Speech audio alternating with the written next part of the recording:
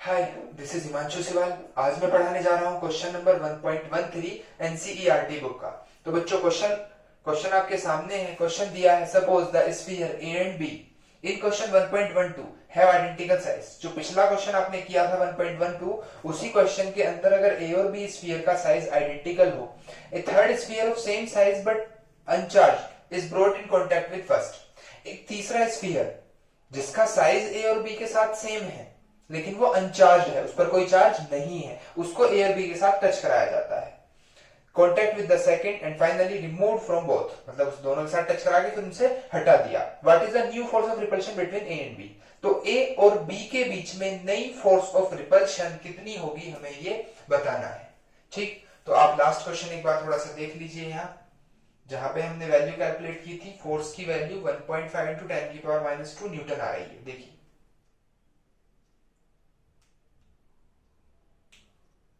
50 centimetre यानी are की value 50 centimetre हो गई। इसको मैं चाहूं तो मीटर में चेंज कर लूं, 10 की पावर -2 मीटर। क्यू ए और क्यू बी जो चार्जेस हैं, इनकी वैल्यू दोनों की इक्वल है।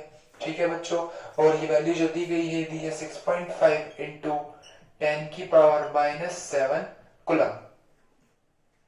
अकॉर्डिंग टू कूलम्स लॉ,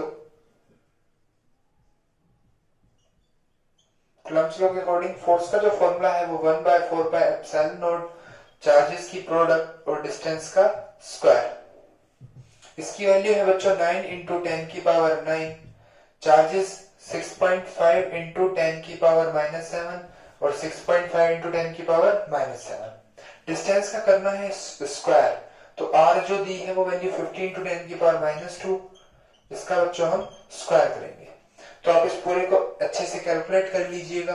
मैंने ऑलरेडी कैलकुलेट किया हुआ है, तो इसकी जो वैल्यू है वो 1.5 इंटू 10 की पावर -2 मीटर 2 न्यूटन आ रही है। ठीक, ओके। चलिए, तो आपको याद रखना है कि लास्ट क्वेश्चन में जो हमारा फोर्स आया था वो वैल्यू आई थी 1.5 इंटू 10 की पावर -2 न्यूटन। अब हमें क्या करना है कि वो जो ए और बी स्फीयर थे, when sphere A touch with C, जब ए स्फीयर को सी के साथ टच कराएंगे तो चार्ज कितना होगा, टोटल चार्ज। बच्चों ए पर चार्ज था Q और C है अनचार्ज, तो Q प्लस 0 यानी टोटल चार्ज हमारे पास Q आ गया। ठीक, व्हेन दे रिमूव्ड, जब उनको हम अलग हटा देंगे टच कराने के बाद, तो चार्ज जो है वो दोनों पर आधा आधा डिस्ट्रीब्यूट हो जाएगा। यानी मैं कह सकता हूं charge on A equals to charge on C, और ये बराबर है टोटल चार्ज का हाफ यानी Q/2। ठीक, व्हेन C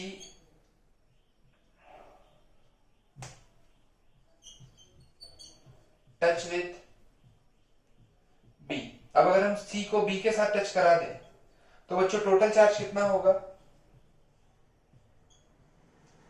C पर चार्ज Q/2 है और B पर Q, तो टोटल चार्ज 3Q/2 हो गया।